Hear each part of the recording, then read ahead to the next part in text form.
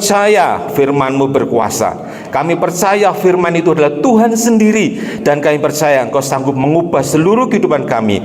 Kami siap mendengar dan melakukannya dalam nama Yesus. Mari semua yang percaya katakan amin. Terima kasih. Bapak Ibu silakan duduk. Terima kasih buat worship. Shalom Bapak Ibu. Bagaimana kabarnya? Luar biasa ya. Kita akan belajar firman Tuhan masih dalam tema yang sama. Dalam Yoel 3 ayat 10 bagian B dikatakan kita akan belajar satu firman Tuhan ini yang luar biasa ya. Kalau dia berkata, kalau aku lemah, katakanlah aku kuat. Berarti ada sesuatu yang membuat kita yang lemah menjadi kuat. Artinya ada motivasi dalam diri sendiri. Ada seorang hamba Tuhan yang berkata bahwa saraf manusia ini terdiri dari bermacam sistem saraf. Ada saraf kecil, ada saraf besar ya. Nah, saraf-saraf kecil di dalam diri kita ini tunduk pada satu sistem saraf yang besar di dalam tubuh kita ini. Nah, saraf terbesar itu adalah saraf di mulut ya. Sehingga kalau mulut kita berkata bisa, maka saraf-saraf kecil ini akan merangsang seluruh otak kita menjadi bisa. Tetapi kalau kita berkata aku gak iso, maka saraf-saraf kecil ini yang seharusnya dia bersemangat, dia mengendor. Nah, ini hamba Tuhan ini bersama Evelyn Nadek ya, pernah berkata seperti itu. Dia meneliti satu penelitian bahwa di dalam diri kita ini dikendalikan satu saraf yang terbesar, yaitu di dalam mulut kita ya. Kalau kita melihat Yoel 3:10b, bahasa Ibrani seperti ini Bapak Ibu. Coba next. Asli bahasa Ibrani ini kalau di tagnya berubah ya. Ya, bahasa Ibrani berkata Kalas Amar Gibor Ani. Jadi kata pahlawan itu ya, sekarang ini kalau sudah banyak pinter yang bahasa Ibrani ya. Berbahasa Ibrani sudah diajarkan di sekolah-sekolah teologi ya. Jadi sudah ngerti artinya di dalam kitab Perjanjian Lama itu ditulis dengan kata Kalas Amar Gibor Ani. Itu terjemahnya yang lemah katakanlah aku kuat. Nah, bagaimana caranya bahwa yang lemah bisa menjadi kuat, yang tidak ada bisa menjadi ada, yang tidak mungkin bisa menjadi mungkin ya. Kita akan belajar salah satu tokoh yang bernama Hana ya. Kita akan belajar bersama-sama salah satu tokoh Alkitab yang bernama Hana ya. Kita akan buka bersama-sama di dalam 1 Samuel 1 ayatnya agak panjang Bapak Ibu. Jadi ini pelan-pelan kita akan belajar bersama-sama supaya nanti kita ngerti, kita pulang, kita praktekkan ya. Karena saya juga sedang praktek Bapak Ibu ya. Jadi kita tidak sekedar ngomong-ngomong, tapi kita sedang praktek firman ini ya. 1 Samuel 1 ayat 1 sampai 28. Amin. Bapak Ibu, kita akan belajar sebentar ya, pelan-pelan supaya nanti kita mendapatkan sesuatu rema ya. Garis besarnya begini. Kita akan melihat latar belakangnya dulu keluarga ini. Ada satu keluarga ya, di Alkitab ditulis suatu keluarga ini keturunan Efraim. Efraim itu anaknya siapa? Masih ingat Efraim anaknya siapa? Anaknya Yusuf. Yusuf anaknya siapa? Anaknya Yakub. Yakub nama lainnya siapa? Israel. Jadi ini ada berbicara tentang keturunannya Israel. Israel itu miliknya siapa? Miliknya tuh Tuhan. Israel itu milik kesayangannya Tuhan. Jadi ini kita tentang berbicara tentang tokoh seorang keluarga yang menjadi kesayangannya Tuhan karena dia keturunan dari Yakub ya. Nah, ada satu keluarga namanya Elkana. Elkana ini punya dua istri. Yang pertama istrinya Hana dan Penina ya. Jadi dua istrinya Hana dan Penina. Ini keluarga bukan keluarga yang nggak taat loh ya. Karena ini keluarga yang taat karena dari tahun ke tahun dia datang ke rumah ibadah. Rumah ibadahnya jaraknya cukup lumayan ya. Dia setiap tahun datang memberikan persembahan korban persembahan kepada Tuhan di rumah ibadah. Dan yang menjadi imam, menjadi gembalanya, menjadi pendetanya di tempat ibadah itu anaknya Imam Eli, yaitu Hofni dan Penias. Ya, ini latar belakangnya dulu. Keluarga ini keluarga baik, keluarga yang taat sama Tuhan. Ya, sekarang yang kedua masalahnya. Masalahnya itu di ayat 4 sampai 8 ya, masalahnya. Nah, masalah yang pertama begini. Saya mau minta bantuan Pak Toto, boleh ya Pak? Pak Toto sama istri kan ulang tahun, tak undang ke depan. Ya, sini Ibu, saya mau minta bantuan sekali. Nah, sama istri ya. Anggap aja Bapak Ibu pelan-pelan supaya ngerti ya, supaya nanti sudah pulang nggak sekedar ibadah rutinitas, tapi dapatkan rema gitu ya. Sini Ibu sini. Nah, saya minta satu lagi Ibu, terserah yang berani maju silakan. Ibu saja satu lagi agak cepat. Ayo Bu, siapa berani maju? Cepat. Bu Sari. Nah, Bu Sari sini Bu. Ya, sini ya. Maaf ya Pak. Tak pakai contoh, tak pakai peraga. Bojone loro. Siji ya itu. Bapak Ibu, ini anggap saja Pak Toto ini sebagai Elkana, ya. Dan ini adalah Hana. Dan ini adalah Penina. Penina ini punya beberapa anak. Jadi ada anaknya sini duduk, anak di sini. Tapi yang Hana, dia nggak punya anak sendiri. Tetapi Pak Elkana ini, wah sangat sayang sama Hana. Mandi dikasih bajunya diambilkan, makan disuapin, Bapak Ibu. Sampai tidur pun dibubukkan sama Elkana ini. Saking sayangnya dia tidak pernah ditinggal di rumah. Sedangkan Elkana ini biasa, Penina ini biasa-biasa saja, seperti seorang keluarga biasa ya. Sekarang bertiga ini setiap tahun itu pergi ke rumah ibadah, ya, pergi ke rumah ibadah. Lah, dia membawa korban, bisa ada lembu, kadang-kadang kambing, itu setiap tahun ya. Dia datang ke rumah ibadah menyembah Tuhan, ya. Nah, kemudian masalahnya Hana itu begini Bapak Ibu. Kalau setelah persembahan, ya, Elkana ini kan sayang sama Hana. Tetapi pada waktu mendapatkan membagi korban persembahan, dia cuma dapat satu. Tetapi ini dapat 1, 2, 3, 4 dan seterusnya. Karena dia punya anak. Dia tidak punya anak. Nah, misalnya gini. Saya punya uang ini 50.000 Pak Toto. 10 ribuan ya. Ya. Ini coba aja ini Pak Elkana ini akan memberikan korban persembahannya ini tiap tahun kan dia ada di rumah Tuhan. Sudah ngadap imam besar kan disembelih nih korbannya. Anggap aja ini korban persembahannya ya.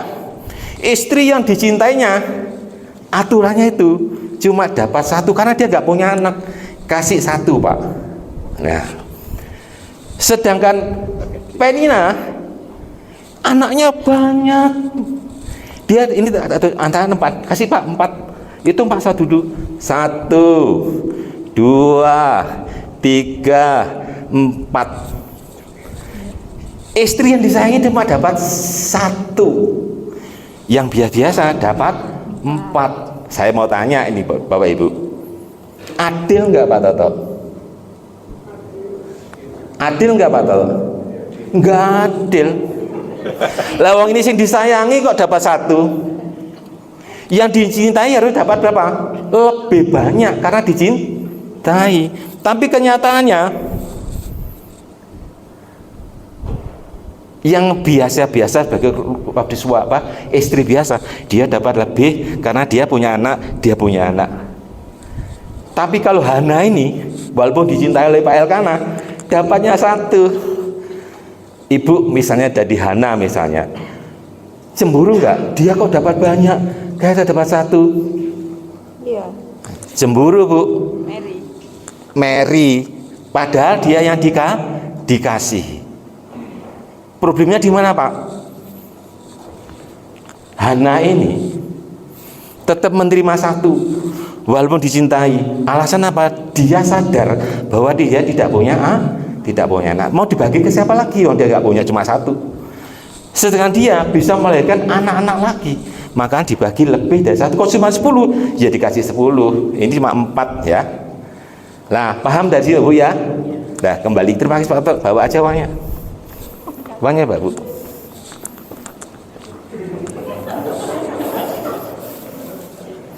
Istri yang dicintai cuma dapat 1. Sedangkan Penina dapat 4. Sana tadi Penina. Hana dapat 1. Itu masalahnya. Kenapa Bapak Ibu? Kok Hana ini terus memaksakan dirinya untuk minta anak sama Tuhan? Sampai dia bernasar sama Tuhan. Next. Hatinya Hana pedih, iri.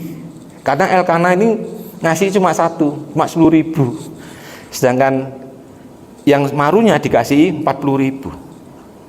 Walaupun dicintai, wis aja nangis Hana. Walaupun kamu nggak punya anak, aku mencintai kamu kok. Tapi Hana nggak mau Bapak Ibu. Kenapa? Nah, kalau kita belajar dengan antropologi budaya orang Yahudi kuno Bapak Ibu, ternyata kita baru tahu saudara, setiap perempuan Yahudi kuno Bapak Ibu di PL, di Perjanjian Lama itu, seorang perempuan kalau tidak mempunyai anak, mereka disebut dengan perempuan yang terkutuk, perempuan yang sial, perempuan yang tidak punya harga diri, perempuan yang suaranya tidak didengar, perempuan yang dianggap rendah, tidak punya martabat, sehingga Hana menangis sama Tuhan. Masih ingat Bapak Ibu tentang perempuan Samaria yang berbicara sama Yesus di pinggirnya sumber Yakub? Masih ingat? Kalau Bapak Ibu membaca itu, suaminya aja 5 dan yang ke-6 bukan suaminya. Kalau dibaca, perempuan ini perempuan baik atau bukan? Bukan. Kan suaminya 5 loh, ganti-ganti tambah 6 loh. Tak dibaca, ini pelancur. Tetapi kalau kita belajar antropologi budayanya orang Yahudi zaman itu, bukan. Ini perempuan baik-baik ternyata Bapak Ibu. Ini perempuan baik, ini dibuktikan di mana Pak? Pada akhir kisah cerita Yesus itu, perempuan ini perkataannya sangat didengar oleh orang-orang di daerah itu. Sehingga perempuan ini kalau dia perempuan pelancur, otomatis orang-orang di sekitar kampungnya menuduh dia pasti merebut suami orang, merusak keluarga orang. Tapi ini tidak, pakai cerita. Nah, karena budayanya, sejarah antropologi ke belakang yang zaman itu saudara, kalau tidak punya anak itu seperti perempuan yang terkutuk. Ya, Hana itu problemnya, bergumulnya cuma minta anak, cuma minta karunia, sampai dia bernasar, Tuhan, aku minta seorang anak laki-laki. Kalau ini aku berikan, maka anak ini ku persembahkan kepadamu. Loh, minta sama Tuhan, nanti setelah dikasih dibalik lagi. Kenapa? Supaya harga dirinya Hana, supaya seorang perempuan Hana ini menjadi perempuan yang sejati, perempuan yang sempurna, perempuan seperti layaknya seorang perempuan. Nah, jadi makanya sekarang ini yang utama pada waktu itu Bapak Ibu, anak laki-laki itu paling utama. Sehingga orang-orang Tionghoa, orang-orang dari Cina Bapak Ibu, itu kalau ingkong saya ya cerita, dia berharap punya anak laki-laki. Nah, ternyata lahir mama saya saudara. Dia bilang, kamu harus punya anak laki-laki ke mama saya gitu. Padahal saya lahir laki-laki, salah sudah bawa ke Tegal saudara. Digendong sama engkau saya, ini anakku, ini cucuku, karena laki-laki. Terus saya tanya, Pak Dokar sudah besar, saya tanya, Kong kenapa kok saya ini seperti dibanggakan di keluarga engkong? Karena anak laki-laki itu akan bertanggung jawab pada orang tuanya nanti setelah dewasa. Nah, ternyata Bapak Ibu, adatnya orang Yahudi ini sampai sekarang itu mungkin yang agak sekarang sudah berubah ya, dan tahu tapi sekarang, tapi zamannya keluarga saya yang dari mama saya itu masih mengatakan anak laki-laki itu paling utama Bapak Ibu. Tapi sekarang kayak enggak ya. Lah, kita kembali lagi konteks ini Bapak Ibu. Hana terus menangis, terus berdoa sama Tuhan, minta ya, minta terus. Lah, suatu kali Dia berangkat, keluarga tiga tadi itu berangkat lagi karena bertahun-tahun Bapak Ibu. Bertahun-tahun dia datang ke rumah Tuhan. Kalau sekarang kan nggak bertahun-tahun saudara. Saudara bisa datang ke gereja kapanpun sekarang. Kalau dulu setiap tahun dia harus mempersembahkan korban, ya, dia harus menghadap imam besar. Nah, tiga keluarga tadi, suami istri tadi berangkat lagi Bapak Ibu. Setelah berangkat lagi, problemnya Hana ini tidak hanya nggak punya anak, tetapi ini tadi loh, marunya yang dapat 4 tadi loh, itu kalau sudah datang rumah Tuhan, itu ngejek dia.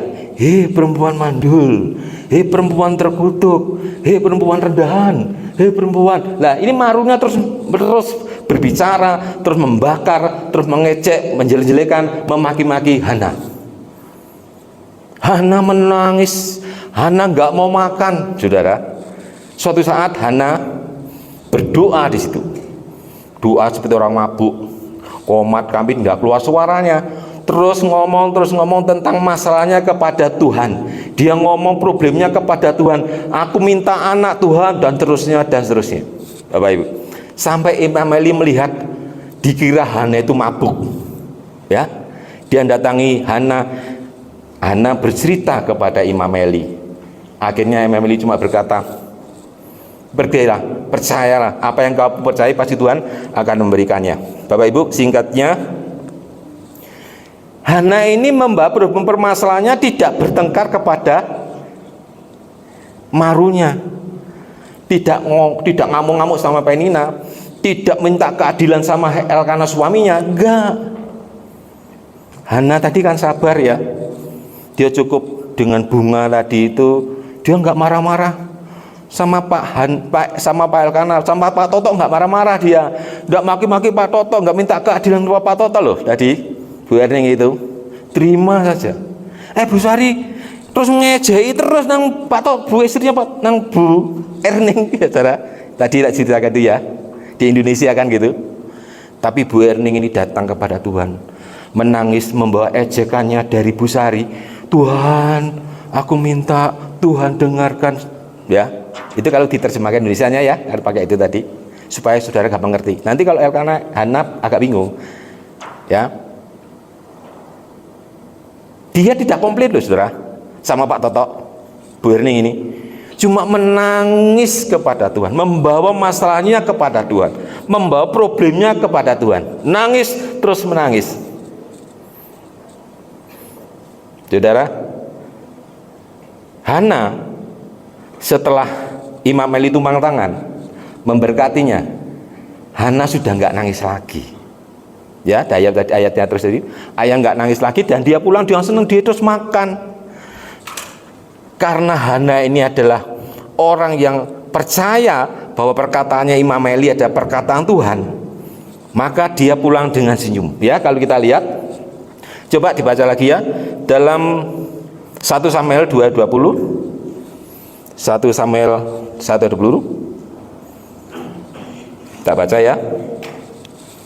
1 Samuel 1 dulu. Maka setahun kemudian mengandunglah Hana dan melahirkan seorang anak laki-laki. Ia menamai anak itu Samuel, sebab katanya, aku telah memintanya daripada Tuhan.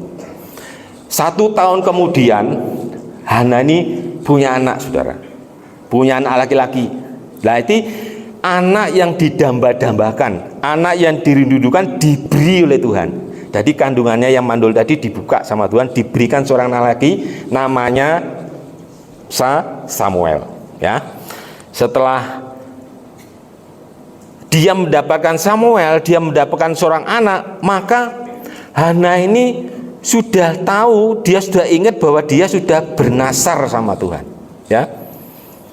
Kalau saudara baca di terus tadi, Hana itu terus datang lagi kepada Tuhan, membawa anaknya Samuel ini setelah disapih, ya, sudah nggak minum susu lagi, disapih, diserahkan ke Imam Eli. Nah, coba bayangkan, minta anak setelah disapih dibalikno lagi. Dia nggak bersama-sama Samuel, saudara. Samuel tinggal di rumah Tuhan bersama Imam Eli.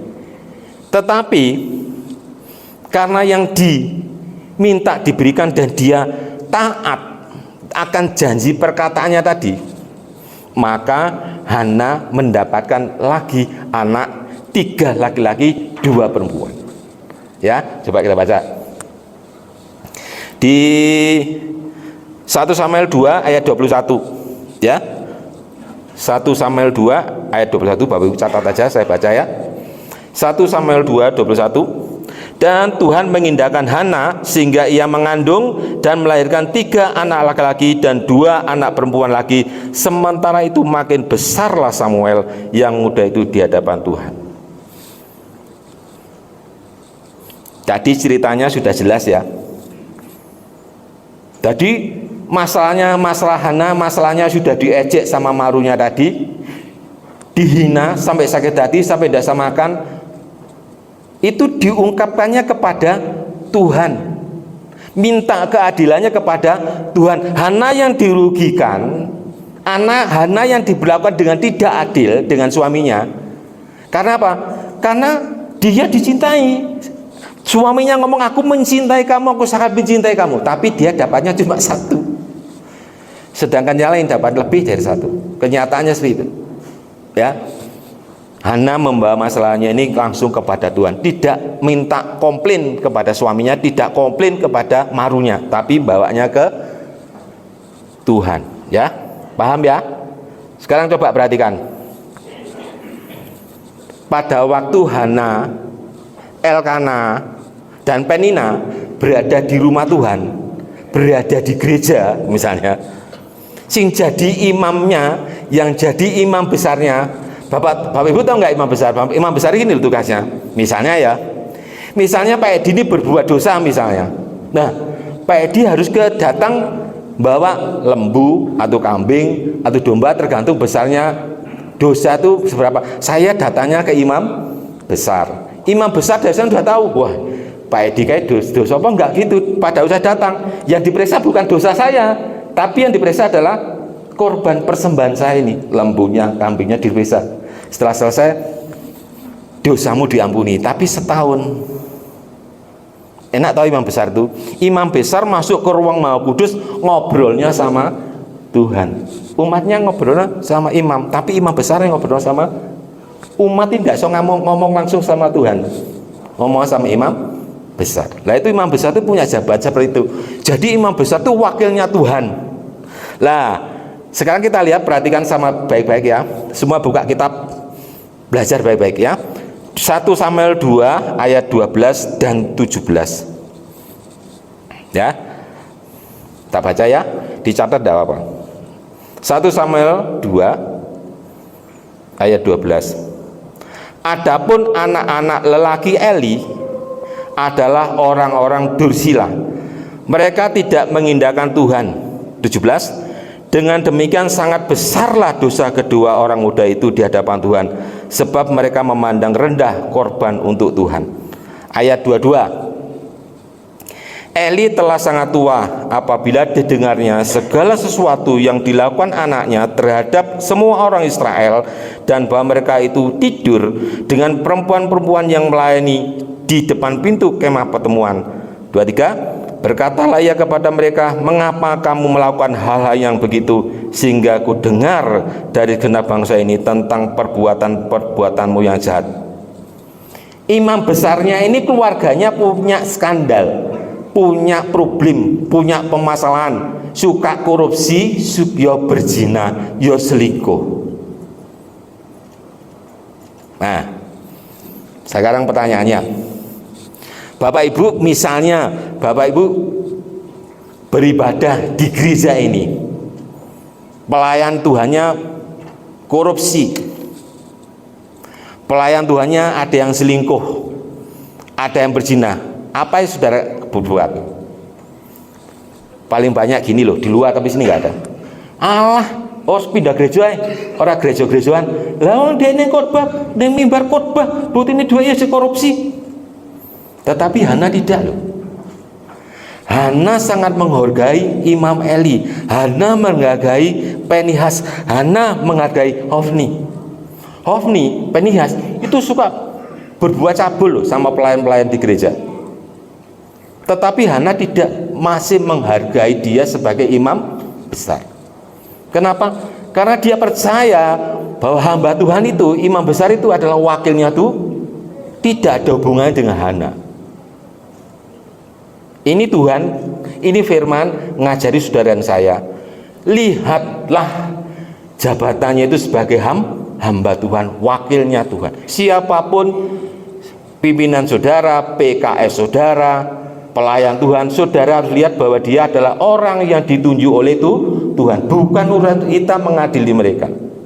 Ya, urusannya mereka dengan Tuhan. Kalau sudah baca ayat berikutnya, mereka itu berurusannya dengan Tuhan, bukan dengan kita. Ya, fokus ya. Itu Hana.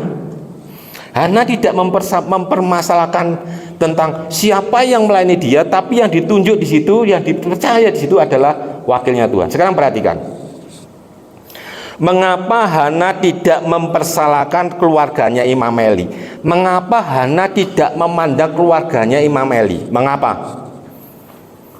Karena Hana itu seorang yang kuat. Karena Hana itu seorang pahlawan. Karena Hana itu seorang pemenang. Kemarin ingat ya, pas ada yang ikut Itri di Sarangan, pahlawan. Ya, apa jawabnya? Siapa Bu? Pak Toto yang teriak kemarin loh, pas di sana itu. Ya apa Pak? Pahlawan. Siap. Pahlawan, pemenang, kuat, sinonimnya semua. Ya, Hana itu tidak pernah komplain walaupun dia dihina. Hana tidak pernah protes walaupun diberlakukan tidak adil. Hana tidak memunculkan problem permasalahan di keluarganya walaupun diberlakukan dengan tidak adil. Walaupun hatinya gusar, sakit, menangis, dia tidak pernah komplain, dia tidak pernah curhat sampai membuat problem permasalahan di Elkanah. Enggak.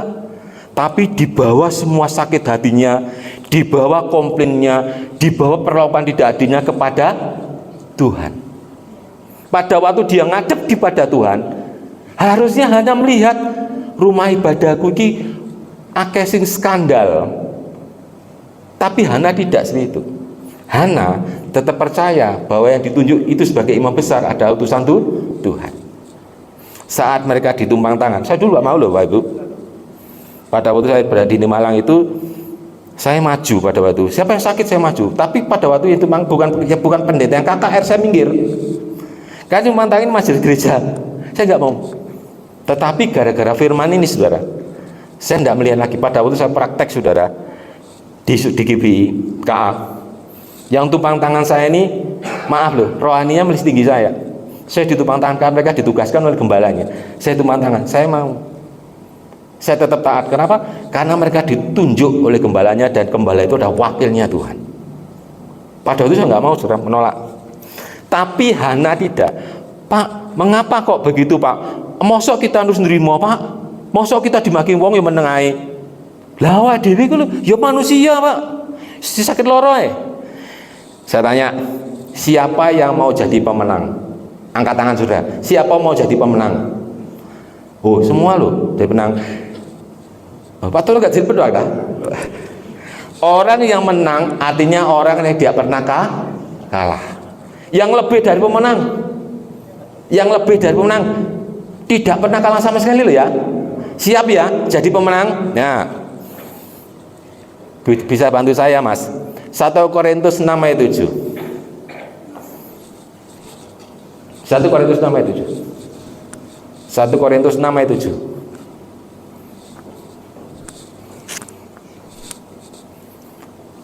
1 Korintus 6 ayat 7. Nah, dah lihat ya, pemenang tidak pernah ulang lagi, pemenang tidak pernah lagi, pemenang tidak pernah. Kalau saya pemenang berarti saya tidak boleh. Nah, lihat ini, adanya saja perkara di antara kamu yang seorang terhadap yang lain telah merupakan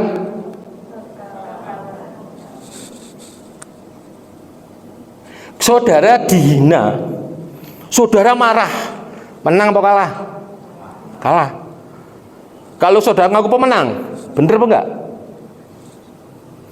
Sekarang saudara dimaki-maki.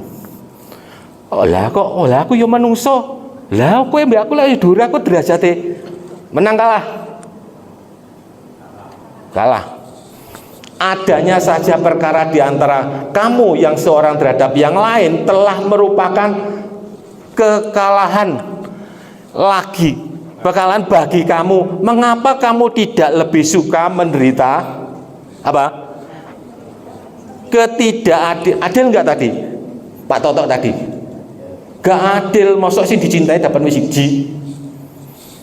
Mengapa kamu tidak lebih suka mengapa kamu tidak lebih suka dirugikan?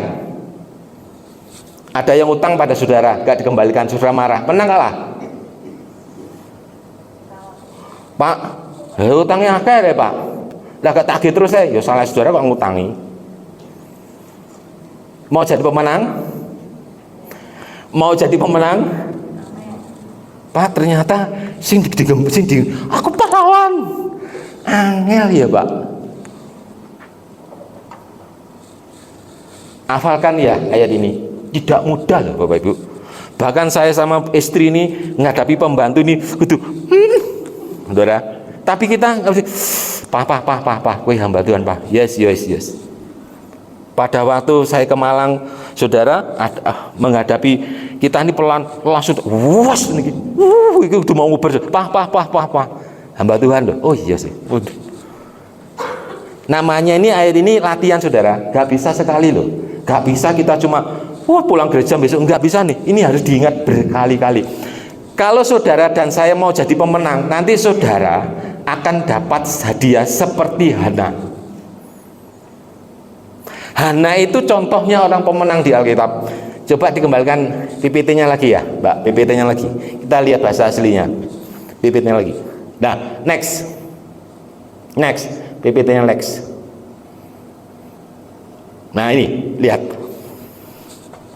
Perkara bahasa aslinya ini, bahasa aslinya. Adanya saja perkara ditulis dalam bahasa Yunaninya krimata, artinya perkara atau tuntunan hukum, tuntutan. Ketidakadil, mencari keadilan artinya. Lah, seorang terhadap yang lain dalam Alkitab asli Yunani ditulis dengan eaton, satu sama lain. Sama saudara ini loh. Satu sama lain. Adanya masalah di antara kamu artinya kanan kiri, belakang, sama suami, istri, anak. Yang lain merupakan suatu kekalahan, etema, kekalahan. Saya sampai tak cek loh saudara. Pada waktu saya dapat ayat pertama kali itu saudara, sampai saya ini bingung nyarinya, pingin tahu ayat itu tulisannya apa. Oh ternyata saya sama istri kadang-kadang, ya Tuhan, saya ini berbuat baik pada seorang Bapak Ibu, sampai kita punya sesuatu kita berikan sama dia, terus kita datang sama dia, kita kasih mereka, tiba-tiba itu mereka mengusir kita loh. Waduh, dalam hati itu rasanya saudara. Tapi karena gara-gara ayat ini saudara, saya mau belajar jadi pemenang. Tidak marah sama mereka. Oh ya, terima kasih Pak, Ibu, terima kasih. Padahal kita sudah berkati banyak loh Bapak Ibu. Angel ternyata. Tetapi kalau kita mau bersama dengan Roh Kudus, pasti bisa. Jadi anteng jadinya ya. Tetap mau jadi pemenang? Kalau jadi pemenang, kalau saudara mau jadi pemenang, lihat Hana tadi. Hana sakit hati, Hana menangis, Hana pedih, sampai tidak mau makan loh. Saudara pernah nggak punya problem sampai nggak makan? Biasanya punya problem itu makan sampai lemu saudara. Karena problem, kok mangan yo masalah wakes mangan nak lalek nopo mangan saudara. Tapi Hana ini punya problem tidak mau makan Bapak Ibu. Sakit hatinya. Tetapi kesakitan hatinya, kemarahan hatinya gak lihat dilampiaskan kepada marunnya, tidak dilampiaskan kepada suaminya, tidak pasang status, tidak pasang di media sosial, tidak ditulis sudah mati sudah tidak ditulis di statusnya di WA, Hana kosong. Statusnya WA Hana, aku percaya firman itu berkuasa. Statusnya Hana begitu. Facebooknya Hana, Tuhan adalah gembalaku. Yang lemah berkata aku kuat. Statusnya Hana di Facebook. Statusnya Hana di WA, Tuhan, Engkau Allah yang luar biasa. Tuhan adalah Alfa dan Omega. Dia Allah yang sanggup membuatnya tidak ada menjadi ada. Statusnya Hana, Pak Ibu, sama dengan statusnya orang Sadek, luar biasa. Statusnya WA, Engkau Allah adalah luar biasa. Aku adalah seorang pemenang. Gak ada orang yang Sadek berkata, Rek, dang bayar oleh utang, gak ada. Ya, orang yang Sadek di Facebook berkata, Tuhanku luar biasa, Allah sanggup menyediakan dari segala tidak ada menjadi ada. Statusnya Facebooknya orang yang Sadek. Loh kok gak ada yang amin? Aku ya khawatir kayak ya podo. Statusnya WA-nya orang Sadek, aku kuat karena Tuhan besertaku. Aku yang lemah menjadi kuat karena Engkau yang senantiasa menuntun hidupku. Tidak ada lagi statusnya orang jemaat Sadek, saya lihat itu nggak pernah ada. Engkau yang suka mencuri, mbok balik no. Wis bengi kowe lah gak kerasa yo minggato. Gak ada.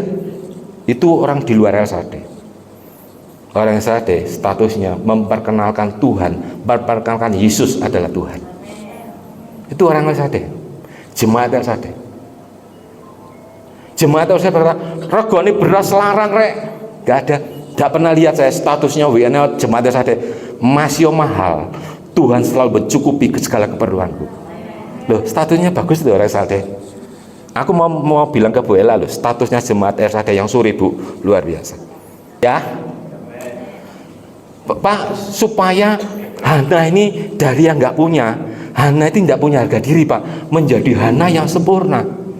Iku gak pernah cerita probleme di Facebook, gak pernah cerita probleme di WA, gak pernah cerita pedok-pedok Bu Ella, gak. Hana datanya kepada Tuhan. Kalau saudara mau ngalih mujizat seperti Hana, semua masalah saudara terus teriak tiap pagi kepada Tuhan, teriak tiap pagi kepada Tuhan. Apapun dengan suami, apapun dengan istri, saya berusaha belajar Bapak Ibu. Ada problem dengan karyawan, kita share sama istri, walaupun ada kadang-kadang ada sesuatu yang nggak cocok, tapi kita teriakkan sama Tuhan. Tapi kita nggak marah-marah Bapak Ibu. Kita belajar. Semuanya sedang belajar. Saya punya kesaksian Bapak Ibu. Dikit lagi ya, nah kesaksian. Sebulan yang lalu ada seorang pengusaha dari Jogja itu datang. Dia lagi transaksi barang di Ngawi untuk dijadikan sesuatu yang akan dijual di dia. Nah, pengusaha ini seorang perempuan, namanya Ibu Linda. Dia mampir ke tempat saya, dia cerita, kemudian dia cerita dengan istri saya. Dia ngobrol bahwa dia ini dulunya tidak kenal Tuhan, tetapi suaminya ini adalah orang yang taat kepada Tuhan di Jogja. Setelah dia menikah Bapak Ibu, beberapa tahun setelah menikah, ternyata dia nggak punya anak. Terus istri saya dikatakan, terus piye Bu? Saya tes ke dokter, karena kok sudah nggak terjadi kehamilan. Tes ke dokter, kandungan itu dites, dia bilang tidak terjadi kehamilan karena mandul. Jadi suami istri datang ke dokter kandungan, hasil labnya itu dinyatakan mandul. Tapi dia nggak yakin, nggak percaya, maka dia pindah dokter lagi, tes dengan lab yang lebih akurat lagi. Sama dokternya di Jogja mengatakan, Ibu mandul. Sedih pulang, nangis hatinya. Pada waktu kita cerita sama di istri saya lihat kayak gitu saudara, karena dia sambil menangis ceritanya. 1 bulan, 2 bulan, 3 bulan, suaminya begini, aku percaya bahwa Tuhan yang aku sembah, Allah yang sanggup membuat yang tidak ada menjadi ada. Kamu pasti punya anak, jangan nangis, tetap percaya sama Tuhan. Setiap hari dia bilang sama saya, sampai tangan ini tumpang nasi setiap hari. Suaminya tumpang tangan sama istrinya setiap hari. Setahun, 2 tahun, 3, 4 tahun kemudian, kurang lebih Bapak Ibu, tiba-tiba dia nggak sadar kan dia melakukan pekerjaannya, tiba-tiba dia nggak menstruasi. Sudah 3 bulan dia nggak sadar, nggak menstruasi. Dia bilang, loh berarti aku hamil. Tapi diteskan ke dokter, tidak ada bayinya, tidak diketemukan bayinya. Di USG ya Bu. Nah di USG di kandungan itu tidak ketemu bayinya. Tapi sudah 3 bulan tidak menstruasi. Nah setelah itu berjalan bulan ke-4, bulan ke-5, bulan ke-6, bulan ke-6 kandungan kok perutnya gede saudara. Dilihat di USG lagi, ada bayinya. Dari mana bayi itu datangnya? Karena perkataannya suaminya, aku percaya bahwa Allah sanggup membuat yang tidak ada menjadi. Kamu pasti punya anak. Bu Linda ini ya saudara, mau tak suruh saksi semuanya. Saat dia menangis, anak itu lahir. Kepinginnya kan ini keluarga ini masih ada keturunan Cinanya, dia minta laki-laki, tapi yang lahir perempuan. Ternyata anak perempuan ini pintar saudara. Nah tahun lalu lulus di UGM jurusan teknik nuklir, dan dia masuk tes di pemerintah itu diambil di BIN ya saudara ya, Intel ya. Nah, karena dia sudah terima di BIN, keluarganya nggak setuju. Mamanya nggak apa-apa daripada dia ilmunya nggak bisa, ini kan sudah rankingnya terbagus di UGM.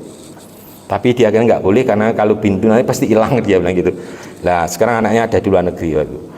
Setelah satu ini, ibunya mengambil putusan bisnis dan melayani Tuhan. Setelah mengambil putusan bisnis dan melayani Tuhan, apa yang diberikan Tuhan di dalam pekerjaannya itu dipakai untuk melayani, dipakai untuk melayani. Sudah berapa anaknya sekarang? Anaknya 4. Dari mandul dikasih 1 sama Tuhan, tetapi yang 1 ini diserahkan Tuhan. Pekerjaannya dibuat biaya pelayanan, bantu pelayanan, dan sekarang sekolah S2, bantu pelayanan. Sekarang anaknya 4, 1 laki-laki. Dari yang tidak mungkin menjadi mungkin. Dia tidak pernah bertengkar dengan suaminya Pak itu. Pada waktu saya belajar Hana ini, dia bersaksi, saya sama istri seperti kayak mau nangis saudara. Karena apa? Kok ada ya Hana yang di Alkitab? Ternyata Hana sekarang masih ada. Cerita Alkitab tentang Hana, kisah Alkitab tentang Hana ini sekarang pun ada kenyataannya. Jadi mujizat yang dari tidak ada menjadi pasti terjadi. Oleh karena itu, Rema pada hari ini, mari sama-sama Bapak Ibu, apa sih problem saudara? Semua pasti punya problem, apalagi sekarang nih harga-harga naik, bensin naik ya naik lah. Tapi percayalah bahwa pertolongan Tuhan tidak pernah saudara ditinggalkan, pasti tepat pada waktunya dia akan beri tepat waktu. Silakan Imam Musida. Ya. Tapi itu tadi syaratnya harus jadi pemenang. Apa saudara? Jadi apa? Pemenang. Syaratnya kalau pemenang tidak pernah nanti kalau misalnya saja tidak didoakan Bu Ella, kemudian saudara tidak disalami Pak Bambang pas lewat, kalau seorang pemenang saudara pasti bilang terima kasih, tidak akan tersinggung lagi. Kalau saudara nggak diberjuki PKS saudara nggak didoakan PKS saudara tetap percaya bahwa Tuhan yang memberikan yang terbaik. Bahwa sakit hati saudara, bahwa keinginan saudara, bahwa pergumulan saudara hanya kepada Tuhan. Jangan titik-titik telepon Bu Ella, jangan titik-titik tok kantor Bu Ella, jangan titik-titik ketuk Pak Bambang, jangan titik-titik panggil PKS-nya, jangan sedikit-sedikit panggil PKS-nya, jangan sedikit-sedikit panggil PKS. PKS-nya juga manusia loh.